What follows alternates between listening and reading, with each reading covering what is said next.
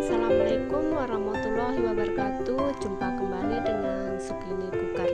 Kali ini kita akan bahas bagaimana penyusunan kalender pendidikan tingkat sekolah dasar yang sangat sederhana sekali. Bapak Ibu pengawas, Bapak Ibu kepala sekolah dan Bapak Ibu guru, mungkin ini bisa sebagai acuan yang sangat sederhana di dalam pengelolaan administrasi pembelajaran. Saya yakin Bapak Ibu semuanya telah menyusun kalender pendidikan, tetapi tidak ada salahnya kita berbagi pengalaman yang digunakan oleh Bapak Ibu guru. Kenapa begitu penting sekali? Nah, sekarang kita lihat kenapa ya. Why? Kenapa?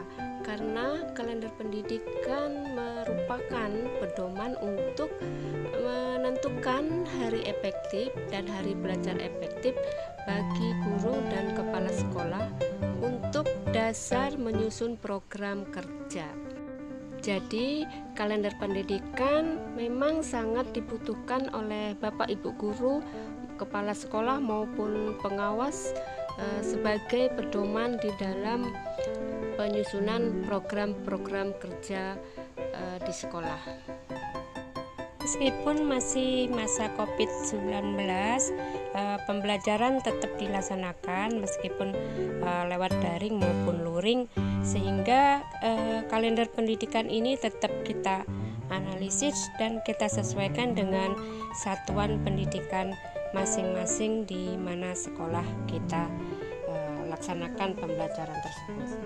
Di kelompok kerja pengawas sekolah yang kami laksanakan bersama di gugus-gugus sekolah binaan, di mana kami menyusun kalender pendidikan tahun ajaran 2020-2021, di mana bersama teman-teman kita susun yang bisa digunakan untuk sekolah. Sebelum menganalisis kalender pendidikan tersebut, tentunya kita memiliki dasar sebagai acuan, yang mana dasar itu terbitnya dari kalender Dinas Pendidikan Kabupaten. Dari Dinas Kabupaten itulah kami di tingkat kecamatan untuk menganalisis kebutuhan-kebutuhan daripada sekolah di dalam menyusun kalender pendidikan tersebut. Saya sedang membangun sebuah profesionalisme guru dan kepala sekolah di lingkungan gugus sekolah binaan dalam menyusun program kerja. Untuk itu, sebagai pengawas sekolah akan memberikan sedikit cara bagaimana menganalisis kalender pendidikan yang bisa digunakan oleh guru dan kepala sekolah. Nah, ini kita analisis. Ini adalah untuk menganalisis kalender pendidikan semester 1, di mana kalender pendidikan ini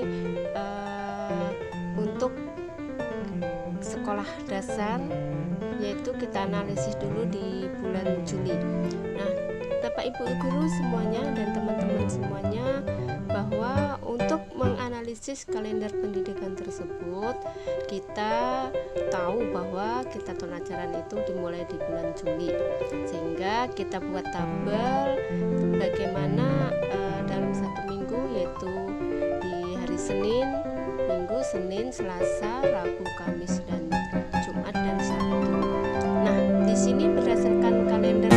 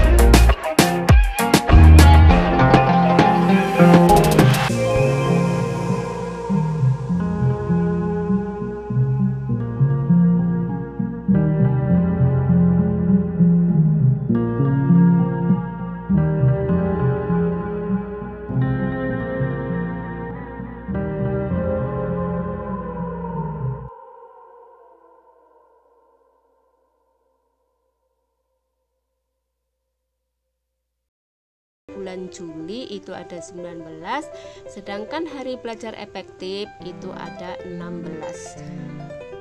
Di samping kanan ada tanggal uraian kegiatan, itu kita masukkan atau kita tulis yaitu kegiatan yang memang masuk hari efektif tetapi bukan hari belajar efektif, yaitu ada MPLS masa pengenalan lingkungan sekolah selama 3 hari, dan hari tanggal 31 itu hari Idul Adha. Nah, teman-teman, itu adalah analisis di bulan Juli.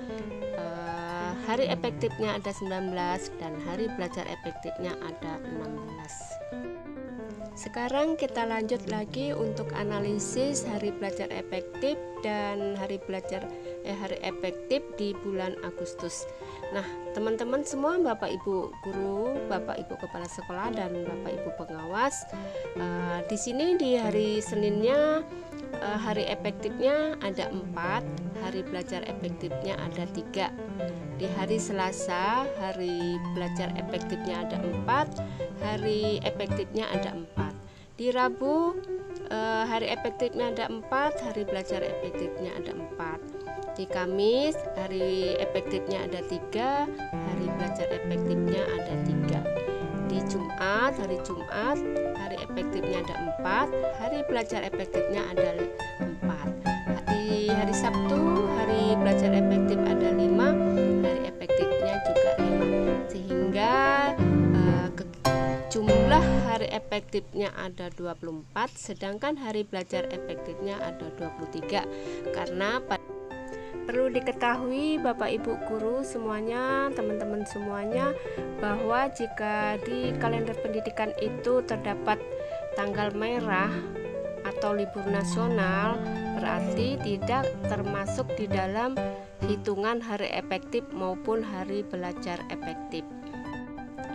Di keterangan uraian, keterangan lambang itu juga kita masukkan di mana ada kegiatan yang tidak masuk di dalam hari belajar efektif, yaitu di Agustus pada tanggal 17 itu hari kemerdekaan, sedangkan di tanggal 20 kita beri lambang bintang, itu tahun baru 1442 Hijriah. Selanjutnya Bapak Ibu Kepala Sekolah, Bapak Ibu Guru, dan Bapak Ibu Pengawas, dan semua teman-teman, kita lanjut untuk menganalisis di bulan September, Oktober, November, dan di bulan Desember semester 1 tahun 2020. Untuk proses penghitungannya ataupun cara menganalisisnya juga sama Bapak Ibu semuanya teman-teman, yaitu kita mulai dari hari Senin. Di bulan September ada hari efektifnya ada 4, hari belajar efektifnya ada 3. Untuk hari Selasa hari efektifnya ada 5, hari belajar efektifnya ada 4. Karena di hari Selasa itu tanggal 29 itu adalah PTS. Nah, di hari Rabu hari efektifnya ada 5, hari belajar efektifnya juga ada 4.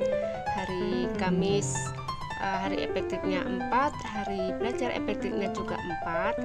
Begitu juga hari Jumat hari efektifnya ada 4, hari belajar efektifnya ada 4. Dan di hari Sabtu hari efektifnya ada 4, hari belajar efektifnya ada 4, sehingga jumlah hari efektif di bulan September ada 26, sedangkan hari belajar efektifnya ada 23. Di uraian kegiatan, uraian keterangan berdasarkan lambang tanggal 20 sampai tanggal 28 sampai tanggal 30 itu ada melaksanakan PTS di sekolah tempat kami. Untuk di bulan Oktober itu masih 3 hari untuk kegiatan PTS, sehingga di hari Senin itu hari efektifnya ada 4, hari belajar efektifnya 4, hari Selasa hari efektif ada 4, hari belajar efektif ada 4, hari Rabu hari efektif ada 4, hari belajar efektif ada 4, hari Kamis hari efektif ada 4, hari belajar efektifnya 3. Di hari Jumat hari efektif ada 5, hari belajar efektifnya ada 4, hari Sabtu hari efektifnya ada 5, hari belajar efektifnya ada 4, sehingga di bulan Oktober jumlah hari efektif 26, sedangkan hari belajar efektifnya ada 23. Di mana di uraian kita jelaskan 3 hari dengan lambang dasar kuning itu menunjukkan bahwa pelaksanaan PTS tetap dihitung sebagai hari efektif tetapi bukan belajar efektif. Sehingga di tanggal 29 itu adalah Maulid Nabi 1442 Hijriah.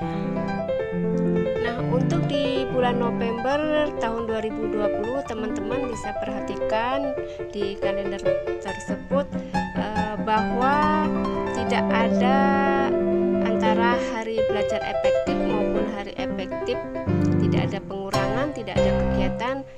Di sini sama karena semuanya adalah pembelajaran normal, sehingga di bulan November itu jumlah hari efektif 25 dan belajar efektifnya juga 25. Nah, teman-teman, kita lanjut di bulan Desember. Nah, di bulan Desember ini hari efektifnya 17, hari belajar efektifnya hanya 5, di mana pada bulan Desember itu hanya sedikit kegiatan, dan tanggal 7 sampai 20, di mana tanggal 7 sampai 12 itu penilaian akhir semester yang kita beri tanda warna kuning, itu untuk daerah kami pelaksanaan persiapan akhir semester. Nah, sedangkan di tanggal 19 itu adalah pembagian rapor semester 1, di mana yang kita beri tanda pada CB itu berarti cuti bersama, di mana kegiatan untuk persiapan hari Natal, dan di LS itu adalah libur semester. Nah, Bapak Ibu guru, Bapak Ibu kepala sekolah, Bapak Ibu pengawas, dan teman-teman semua, itu adalah analisis di semester 1 tahun pelajaran 2020-2021. Perlu diketahui bahwa antara hari efektif dan hari belajar efektif. Nah, hari belajar efektif ini kita gunakan sebagai hari belajar atau hari pemberian pembelajaran kegiatan guru pada siswa, sehingga hari tersebut ataupun tanggal tersebut tidak bisa lagi untuk dikurang-kurangin. Jadi untuk tatap muka atau pembelajaran yang akan disampaikan kepada siswa. Di tahun 2020 ini kami dalam menganalisis kalender pendidikan, kita tidak cantumkan kegiatan-kegiatan lain yang biasanya sebelum pandemi atau adanya COVID 2019 ini kami melaksanakan kegiatan KKG, kelompok kerja guru, maupun MKS, kelompok kerja kepala sekolah, itu setiap bulan. Karena tidak ada kegiatan itu sehingga tidak kami cantumkan di dalam analisis kalender pendidikan. Nah, bagi teman-teman dan semuanya, Bapak Ibu guru maupun pengawas maupun kepala sekolah, jika di satuan pendidikan ada mengadakan kegiatan, bisa dicantumkan atau dianalisis dikurangi hari belajar efektifnya. Nah, itu teman-teman, sebelum kita lanjut ke semester 2 di tahun 2021. Baiklah Bapak Ibu, semuanya kita analisis kembali di bulan Januari tahun 2021. Kita langsung saja Bapak Ibu, yaitu di bulan Januari, hari Seninnya hari efektifnya ada 4, hari belajar efektifnya ada 4. Di hari Selasa ada 4, HBE-nya 4. Di hari Rabu ada 4, hari HBE-nya juga 4. Di hari Kamis HE-nya ada 4, HBE-nya ada 4. Hari Jumat ada 4, HBE-nya juga 4. Hari Sabtu ada 4, juga HBE-nya 4. Sehingga jumlah HE, hari efektif, dan HBE-nya atau hari belajar efektifnya sama-sama 24, dimana di situ ada uraian kekurangannya di tanggal 1 libur tahun baru, dan masih ada kelanjutan daripada libur semester. Nah, teman-teman semua, Bapak Ibu semua, kita lanjut di bulan Februari, dimana bulan Februari ini kalendernya biasanya sampai di tanggal 28. Nah, di sini kita lihat teman-teman semuanya, untuk menganalisisnya caranya juga sama. Kita hitung hari efektifnya dan kita hitung untuk hari belajar efektifnya. Di sini jumlah daripada bulan Februari, HBE-nya ada 24 dan HE-nya juga 24, dimana di bulan Januari itu pada tanggal 12 adalah hari Imlek, dinyatakan sebagai hari libur nasional. Nah, teman-teman semua, kita lanjut pada di bulan Maret. Di bulan Maret ini Bapak Ibu diketahui untuk kami beri tanda kuning tersebut merupakan pelaksanaan untuk kegiatan PTS, penilaian tengah semester. Nah, dimana meskipun kondisi pandemi ini pembelajarannya tetap dilaksanakan dan kami tetap melaksanakan PTS, sehingga tetap kita analisis. Nah, di bulan Maret tersebut kita lihat bahwa di hari Senin itu HE-nya 5 dan HBE-nya ada 4. Di hari Selasa HE-nya ada 5, HBE-nya ada 4. Di hari Rabu, HE-nya ada 5 dan HBE-nya ada 4. Kamis ada HE-nya ada 3, HBE-nya ada 2. Sedangkan di hari Jumat HE 4, HBE-nya ada 3. Di hari Sabtu HBE-nya 3, HE-nya ada 4. Sehingga jumlah HE ada 26 sedangkan HBE-nya ada 25. Karena di bulan Maret itu kami laksanakan PTS selama 6 hari dan pada tanggal 11-nya ada pelaksanaan Isra Mi'raj. Nah, kita lanjut di bulan April, bahwa kita lihat di sini yang kami analisis yaitu ada logo bintang, yaitu menunjukkan hari wafat Yesus Kristus, dan LAV itu adalah libur awal puasa. Nah, sehingga kita analisis tetap di hari Senin itu HE-nya ada 3, HBE-nya ada 3. Di hari Selasa itu HE-nya ada 3, HBE-nya juga 3. Di hari Rabu HE-nya 3, HBE-nya 3. Di hari Kamis HE ada 4, HBE ada 4. Jumat HE 5, HE-nya 4, HBE-nya 4. Di hari Sabtu HE 4, HBE 4. Sehingga jumlahnya antara HE dan HBE adalah sama, yaitu 21. Nah, kita lanjut di bulan Mei di tahun 2021. Di sini bahwa masih dilanjut dengan libur puasa. Teman-teman semuanya di sini kita hitung kembali hari efektif maupun hari belajar efektif. Nah, teman-teman, untuk caranya itu sama ya, kita hitung jumlah-jumlah harinya, kita sesuaikan dengan kondisi satuan pendidikan masing-masing. Di HBE-nya itu ada berapa maupun HE-nya. Jadi ini adalah kalender yang kami analisis seperti ini. Nah, sehingga di bulan Mei itu adalah hari HE-nya ada 16, hari belajar efektifnya juga 16. Kita lanjut di bulan Juni, yaitu di sini di bulan Juni yang warna kuning, teman-teman semuanya, itu tanggal 7 sampai tanggal 12 itu pelaksanaan penilaian akhir semester untuk kenaikan kelas atau semester 2. Nah, di sini tetap kita analisis untuk hari efektifnya maupun hari belajar efektifnya. Di sini di hari Senin hanya ada HE 2 hari 2 ya, sedangkan HBE-nya 0. Di hari Selasa HE-nya ada 2, HBE-nya 0. Di hari Rabu HE 3, HBE 1. Di hari Kamis HE-nya 3, HBE-nya 1. Di hari Jumat HE-nya 3, HBE-nya 1. Sedangkan Sabtu HE-nya 3, HBE-nya 1. Sehingga HE-nya ada 16 sedangkan HBE-nya hanya 4.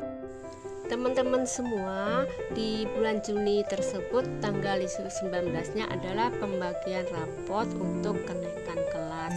Nah, perlu diketahui bahwa di tahun ini tidak ada ujian nasional bagi siswa kita kelas 6, sehingga di analisis tersebut tidak kita cantumkan tanggal pelaksanaan ujian sekolah atau ujian nasional kelas 6. Setelah kita menganalisis setiap bulan, sehingga kita rangkum semuanya untuk satu semester. Di semester 1 yaitu di bulan Juli sampai dengan di Desember tahun 2020, hari Seninnya ada 18, jumlah hari Selasa 20, jumlah hari Rabu ada 20, jumlah hari Kamis 18, hari Jumat 19 dan hari Sabtu 20, sehingga totalnya 115. Sedangkan di HE-nya itu totalnya 137. dimana kalau kita lihat dari bulan Juli itu jumlah seluruhnya di bulan Juli HBE-nya itu 16, HE-nya 19. Di bulan Agustus HBE-nya 23, HE-nya ada 24. Di bulan September HBE 23, HE 26. Di Oktober HBE 23, HE 26. Di November HE 25, HBE-nya juga 25. Sementara di bulan Desember HBE-nya 5 dan HE-nya 17.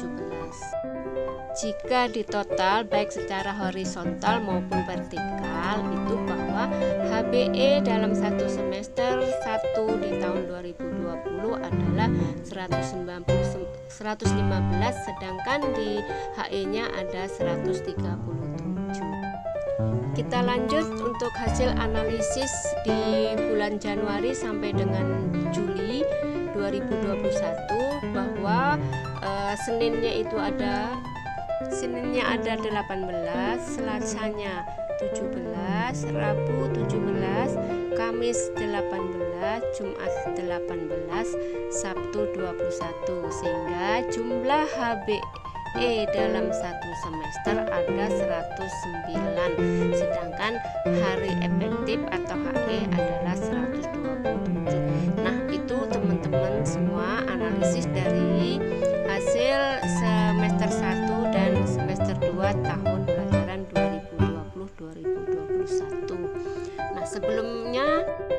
Nah, untuk itu setelah kita analisis setiap bulan dan kita rekap dalam satu semester, kita buat suatu keterangan di mana keterangan tersebut adalah jumlah hari efektif satu semester yaitu 137, untuk jumlah hari belajar efektif semester 1 itu 119, jumlah hari minggu efektif semester 1 itu ada 23 minggu, sedangkan untuk jumlah hari efektif semester 2 itu 127, dan jumlah hari belajar efektif semester 2 itu 109.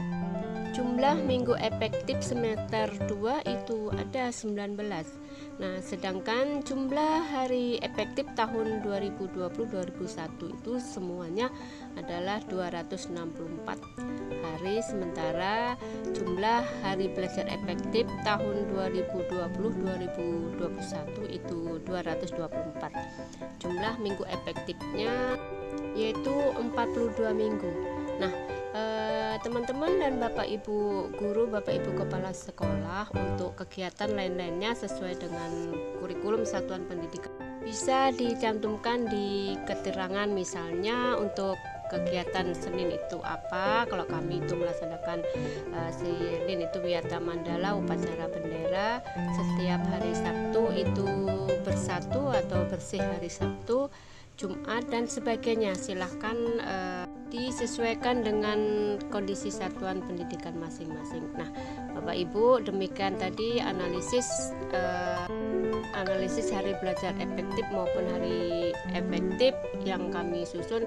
Mudah-mudahan ini bisa bermanfaat untuk kita semua, dan ini kami buat untuk yang paling sederhana.